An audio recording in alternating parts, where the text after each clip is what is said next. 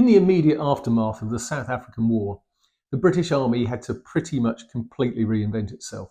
New structures, new organisation, new logistics, new command chains, new uniforms, new equipment, new weapons, and weapons included a new service rifle. They'd realised that the one that they'd gone to war with in 1899 was too long, it was very cumbersome, you had to load it with individual rounds, so they were looking for a rifle that you could load with the charger clips to speed it all up. And something that was just shorter, more practical, could be carried by men on horseback. And so they introduced the short rifle magazine Lee-Enfield, or SMLE as we refer to it. Now, because the rifle was shorter, that really gave a bit of a problem with the bayonet, because the bayonet that had been issued with the longer rifle, the old Lee-Enfield and Lee Metfords earlier than that, had been this chunky bladed weapon, and initially they simply put a new hilt on it so that this bayonet, this short bayonet, fitted the new short rifle. The problem with that is that virtually everybody else in Europe had a longer rifle with a longer bayonet. So you were likely to find yourself going off to war with somebody who was going to have much more reach than you in a bayonet fight. So they start looking for an alternative, a longer bayonet. And in 1906, they were trialling the Japanese Type 30 bayonet, which fitted the Arisaka rifle. And in the end, they came up with a bayonet which looked pretty much exactly like the Japanese Arisaka, with this much longer blade. It had the hooked quillion on it. And the hooked quillion, the idea of the quillion is that you'd be able to get the enemy blade in the hook and twist it and snap the blade. In reality, you were probably just as likely to snap your own in the struggle. The quillion is also going to get caught on your equipment, somebody else's equipment, bits of all sorts of battlefield debris, barbed wire, and goodness knows what else. So they actually make the decision in October 1913 to stop making like this, and many of them were just cut off. So the final production version, by the time the war breaks out, actually had no hook quillion on it at all. And in this form, it would go right the way through the First World War, halfway through the Second World War, and with some countries way beyond that. So it was a practical solution for the rifle that they had.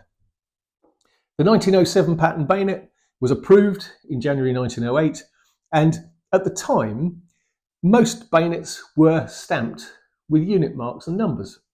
So, for instance, this Victorian 1880s bayonet is marked 6SK for 6th Battalion Suffolk Regiment, shows it was issued to a Suffolk cyclist, with the number 484 underneath it, which would be the rack number. And the rifle would have the same number stamped on it as well. So this bayonet and the rifle that matched it, when the armourer had it in his rack, you knew that that rifle and bayonet came together, so you knew it was going to fit, because sometimes they don't quite fit.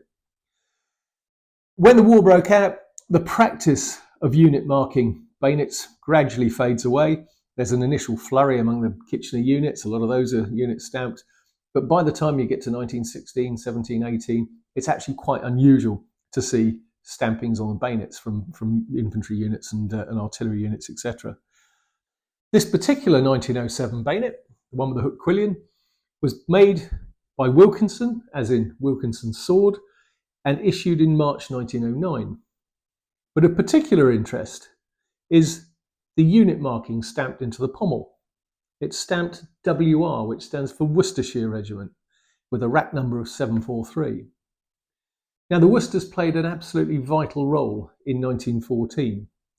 In fact, the 31st of October was celebrated for many years as Ypres Day because it was considered such an important day, and it might well have changed the entire course of the war had things turned out differently. The First Battle of Ypres had started around about the 15th of October, and by then the British Army was already exhausted. It had fought through the August and September, the battles of Mons and Le Cateau, the Marne, the Aisne. It had taken part in the race to the sea. It had been absolutely drained. There was some battalions with hardly any men left at all. Certainly none were anywhere near their original war strength.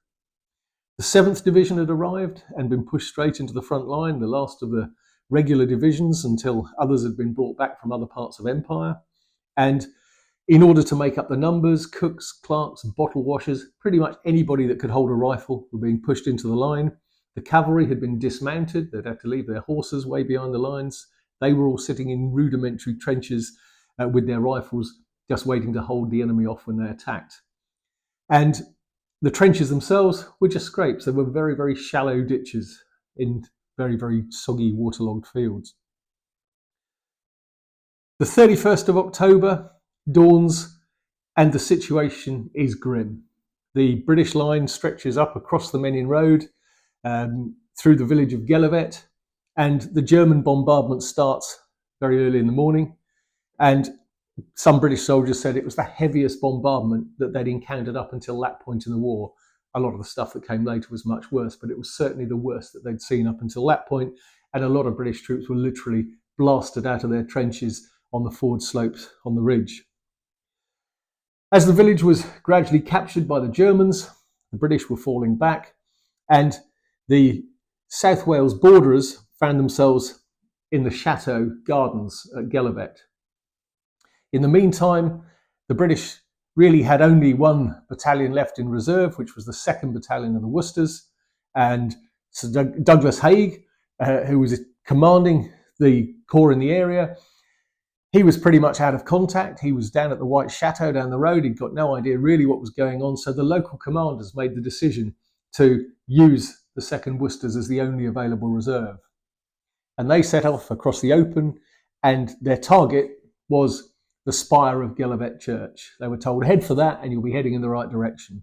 A staff officer helped lead them on the way, and they formed up and they started advancing pretty much out in the open. A lot of casualties on the way. And finally, as they get to the edge of Gheluvelt Chateau, they charged, a ferocious charge. They came careering through the chateau grounds.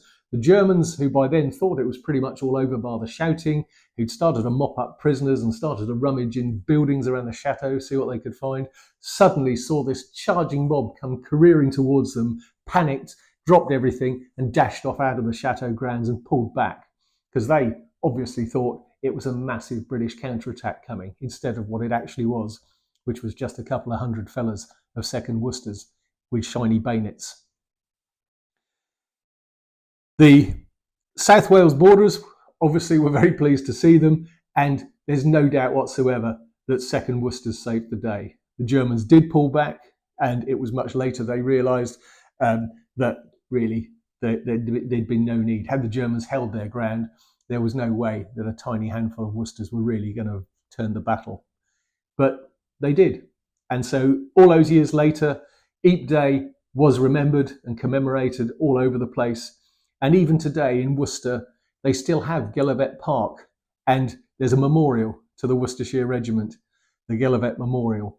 So even all these years later, the men of 2nd Battalion Worcestershire Regiment haven't been forgotten. And I suspect it's not beyond the realms of fantasy to think that this particular 1907 pattern bayonet marked to the Worcestershire Regiment might well have been there too.